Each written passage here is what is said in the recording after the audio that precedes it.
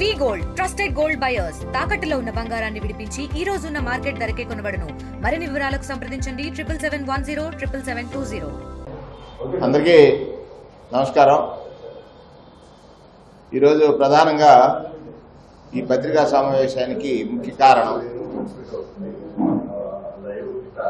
ఈ రాష్ట్రంలో ఉన్నటువంటి ప్రజాస్వామ్యాన్ని గౌరవించి ప్రజాస్వామ్యబద్ధంగా జీవించేటువంటి పౌర సమాజానికి ఒక ప్రమాదపు హెచ్చరిక ప్రతిపక్షం తరఫున ఈ పత్రికా సమావేశం ద్వారా తెలియజేయాలనేటువంటిది ప్రధానమైన ఉద్దేశం. కారణం ఏమిటంటే ఈ రాష్ట్రంలో శాంతి భద్రతల్ని గాలికి వదిలేశారు. అధికారం దేనికి వీరికి లభించింది అంటే కేవలం ప్రతిపక్షం మీద కుట్రలు కుతంత్రాలు చేసి ఫిర్యాదుల్ని ముద్దాయిలుగా చేసినటువంటి ఒక వింత పోకడి. ఫిర్యాదు చేసిన వ్యక్తి ముద్దాయిగా మారిపోతున్నాడు. అంటే చట్టాల పట్ల వీరికి ఉన్నటువంటి గౌరవం లేకపోతే చట్టాలు మా చుట్టాలనేటువంటి భావన. ఫిర్యాదు చేసిన వారిని ముద్దాయిలుగా మారిస్తే ఈ చట్టాల పట్ల కానీ ప్రజాస్వామ్యం పట్ల కానీ పౌర సమాజానికి ఏమి గౌరవం ఉంటుంది?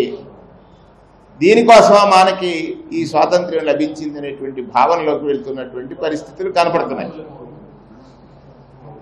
చంద్రబాబు నాయుడు గారు ఎప్పుడు కూడా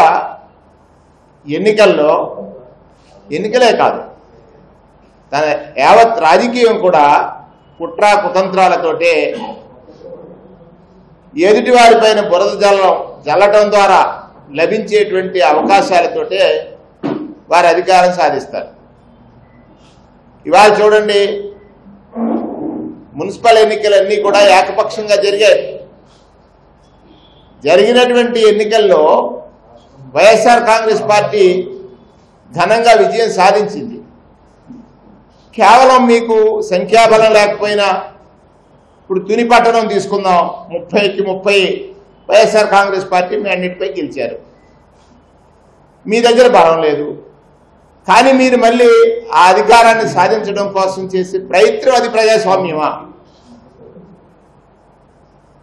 చంద్రబాబు నాయుడు గారు దీనికి సమాధానం చెప్పాలి.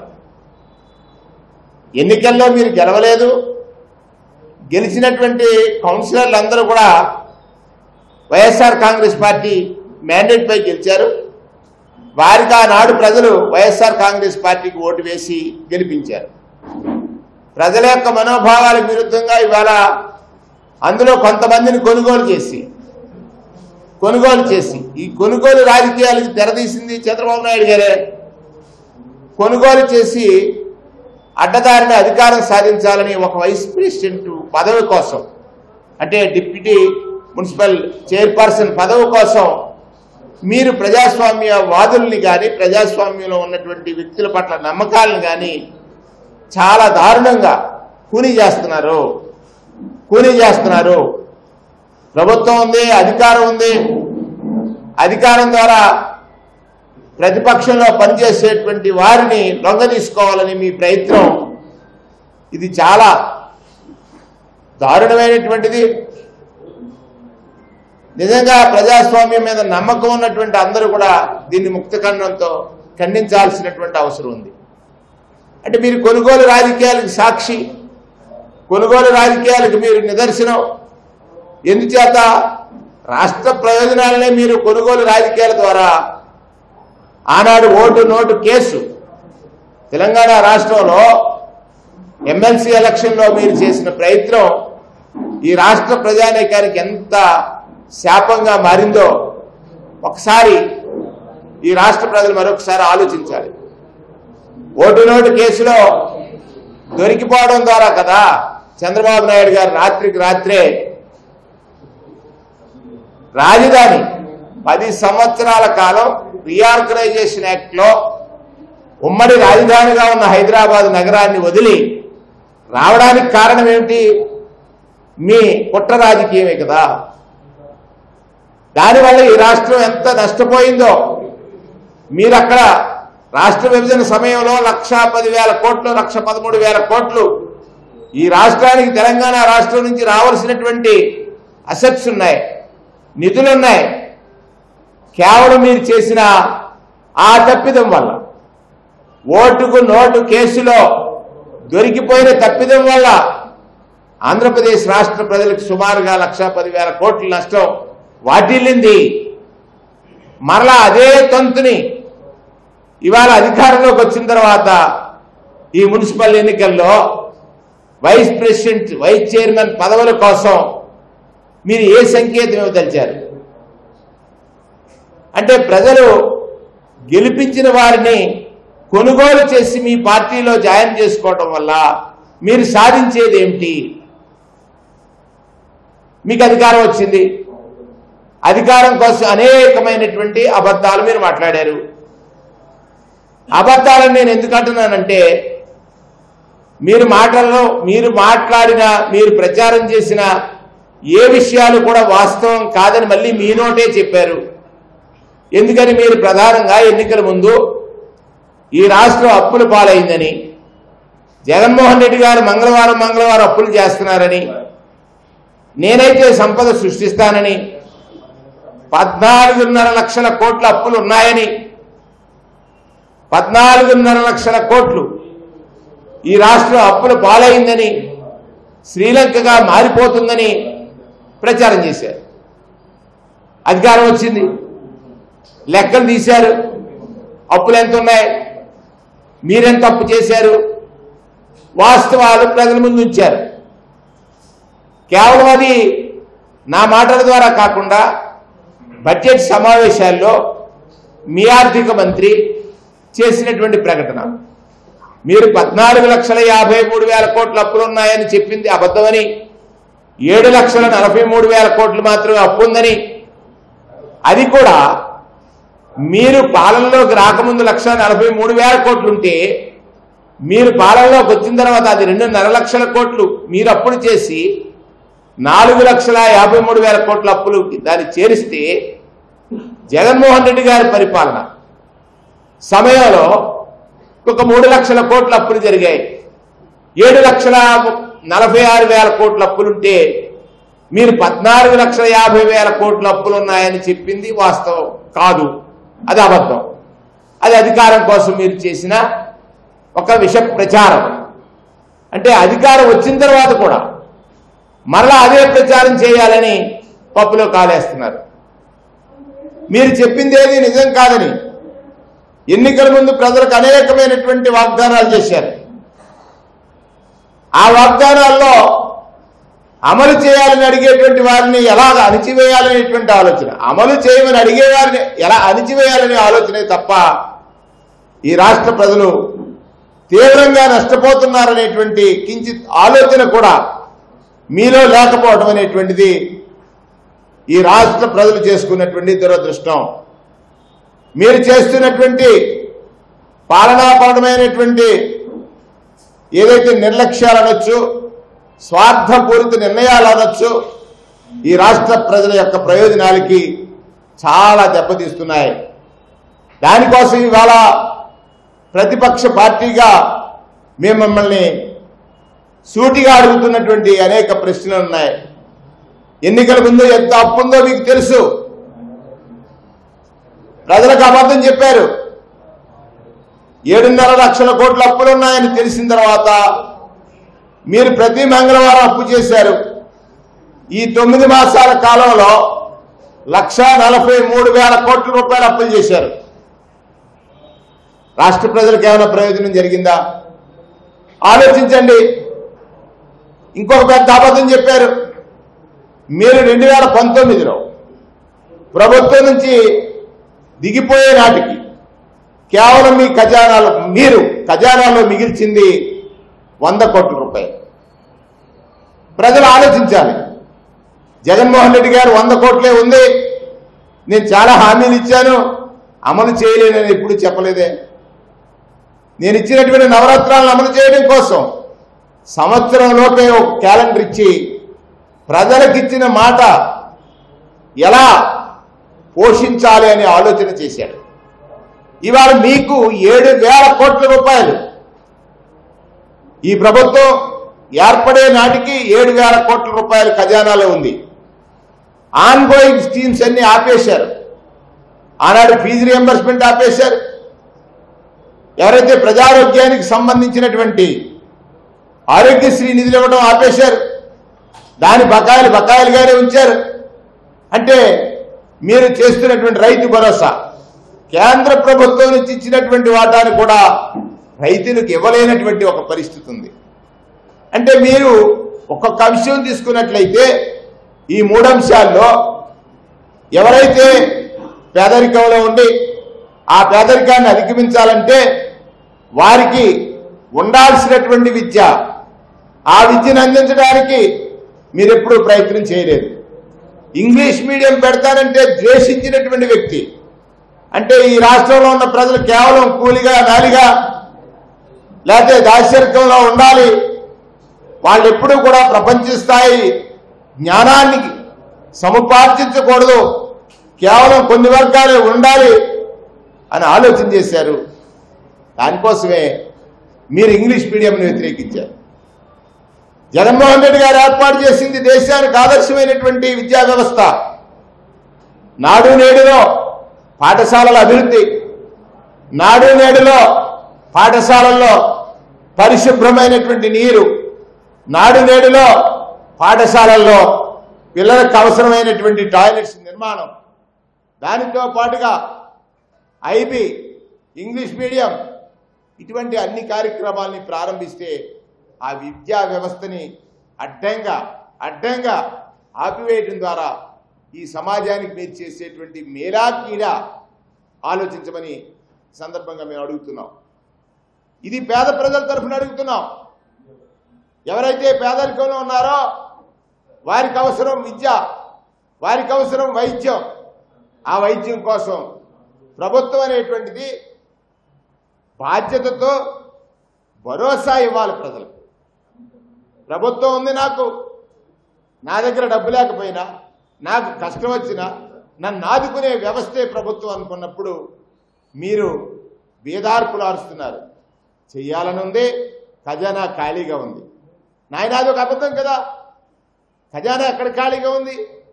మీరు 100 కోట్లు ఇస్తే తదుపరి కరోనా లాంటి ఒక విపత్తు వస్తే ఆనాడు జగన్మోహన్ రెడ్డి గారు చంద్రబాబు నాయుడు నాకు 100 కోట్లే ఖజానాలో మిగిల్చారు కాబట్టి నేను ఆదుకోలేకపోతున్నానని చెప్పలేదే. కనీసం ఒక వైరల్ ల్యాబ్ లేనటువంటి రాష్ట్రంలో కరోనా విపత్తును ఎదుర్కోవడం కోసం జగన్మోహన్ రెడ్డి గారు దేశానికి ఆదర్శమయ్యాడు. ఆ రోజు కొన్ని వ్యవస్థలనే సృష్టించాడు, వాలంటీర్ వ్యవస్థ లాంటి వ్యవస్థని. కరోనా నియంత్రణలో భారతదేశంలో ఆంధ్రప్రదేశ్ రాష్ట్రం అగ్రగామిగా నిలిచింది. మరి ఈరోజు మీరు ఇన్ని కోట్ల రూపాయలు నిల్వ ఉన్న ఈ రాష్ట్రంలో మరలా అప్పులు చేస్తూ ఖజానాకు వచ్చినటువంటి సొమ్ముని ఏం చేస్తున్నారో చెప్పలేని స్థితిలో మీరున్నారు. సుదీర్ఘ ప్రయోజనాలను రక్షించాల్సినటువంటి ఈ రాష్ట్ర ప్రయోజనాలను రక్షించాల్సినటువంటి మీరు అధికారం దేనికోసం? ప్రజలకి భద్రత, భరోసా, నా ప్రభుత్వం ఉందనేటువంటి ఒక బాధ్యతతో వ్యవహరించాల్సినటువంటి ముఖ్యమంత్రి రోజు కేవలం ప్రతిపక్షం మీద తప్పిదాలు నెట్టడం వల్ల నేను ఈ ప్రభుత్వాన్ని రన్ చేయొచ్చు అని మీరు అనుకుంటున్నారు. ఈ ప్రభుత్వాన్ని ప్రతిపక్షం మీద చెయ్యలేనటువంటి తప్పులన్నీ, మీరు చేయలేనటువంటి మంచి కార్యక్రమాలని తప్పులుగా చూపించి ఆ తప్పుల్ని ప్రతిపక్షం మీద నెట్టడం ద్వారా ప్రభుత్వాన్ని నడపొచ్చు. అది సాధ్యం కాదు. ప్రజలకు అవసరాలున్నాయి, అవి తీర్చాల్సిన బాధ్యత ప్రభుత్వం పైన ఉంది. దానిలో తప్పించుకునే ప్రయత్నం చేయడంలో భాగమే ప్రతిపక్షాలపైన నిందారోపణలు చేస్తున్నారు.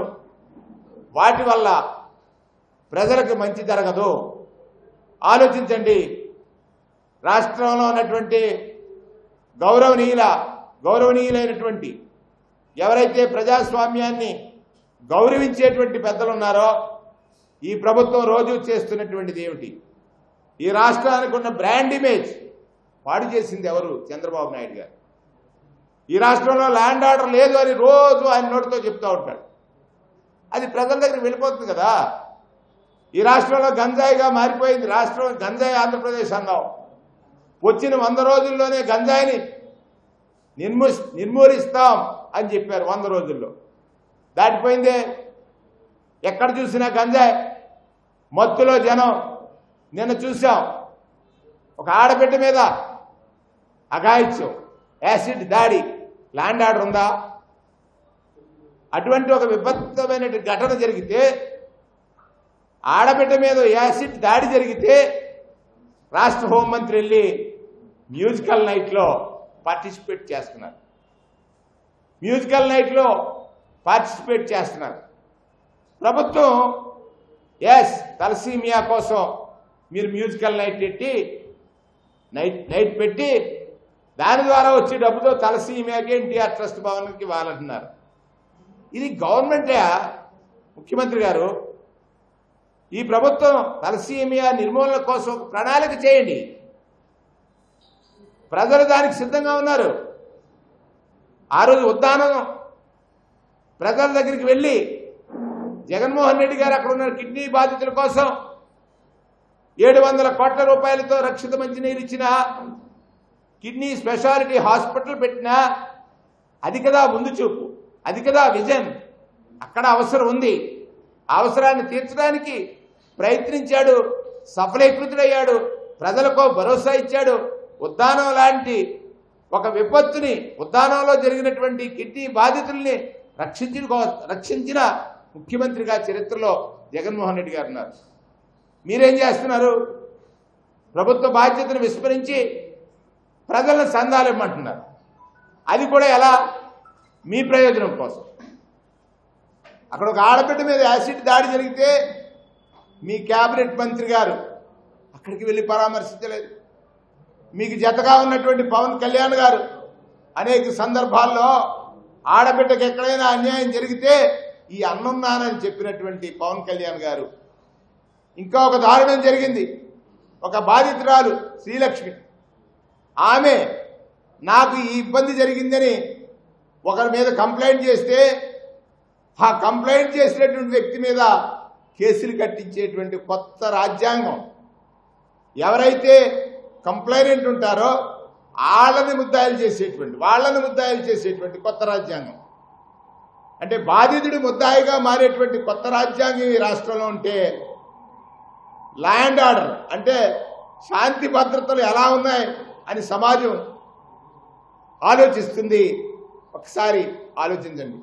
అధికారం అంటే పైచాచికంగా దాడులు చేయడానికి కాదు, ప్రశ్నించే గొంతుని నొక్కడం కాదు, ప్రశ్నించే వారి ప్రశ్నల్లో ఉన్నటువంటి వాస్తవాలను తెలుసుకుని ప్రభుత్వం దాన్ని చక్కదిద్ది దాని పట్ల బాధ్యతగా ప్రజలకి అవసరాలు తీర్చాల్సినటువంటి అవసరం ఉంది. అది చేయట్లే. చంద్రబాబు నాయుడు గారు ఏ సంకేతం ఇవ్వదలిచారు? కేవలం మీకు ఎన్నికలకు సంబంధించినటువంటి గెలుపు, ముఖ్యమంత్రి గారి సమీక్షలు, ఇవాళ ఎమ్మెల్సీ ఎన్నికలు అవుతున్నాయి, మీరు టీములు వేస్తున్నారు. అంటే గెలిపే ముఖ్యం కాదు, ప్రజావసరాలు తీర్చడం ముఖ్యం. మున్సిపాలిటీలో మీరు చేస్తున్నటువంటిది ఏ ప్రజాస్వామ్యవాదినైనా అడగండి. మీ దగ్గర కౌన్సిలర్స్ లేరు, కార్పొరేటర్ లేరు, కానీ మీకు పదవి, ఆ పీఠం కావాలి. ఆ పీఠం కావాలి. మీరు చేసే ప్రయత్నం ఏమిటి అంటే, దీనిలో మీరు అనుసరిస్తున్న విధానం ప్రజాస్వామ్యబద్ధమా, చట్టబద్ధమా? ఇది చట్టం అవుతుందా? ఏదైతే ఇవాళ మీకు ఎవరైతే అనుకూలంగా లేరో, మిమ్మల్ని ఎవరైతే ప్రశ్నిస్తారో వారి పట్ల కేసులు పెట్టి వారిని జైలు పాలు చేస్తే నాకు అధికారం శాశ్వతం అని మీరు అనుకుంటున్నారు. మీకు అధికారం శాశ్వతం కాదది. ప్రజలు న్యాయ నిర్ణేతలు. మీకు అధికారం ఇచ్చింది దేనికి? జగన్మోహన్ రెడ్డి గారి పాలనకి 10 రెట్ల పాలన నేను ఇస్తానన్నారు, సంపదను సృష్టిస్తానన్నారు, అమ్మఒడి లాంటి ఒక మంచి కార్యక్రమాన్ని ఆయన ఒక్కరికే ఇచ్చారు, నేను నలుగురికి ఇస్తానన్నారు. అబద్ధం. ఇవాళ దాకా దానికి మాట ఎత్తట్లేదు. అది అడిగేటువంటి నాయకుల పట్ల మీ నాయకులు ప్రతి దాడి ఎలా ఉందో అర్థమవుతున్నటువంటి విషయం.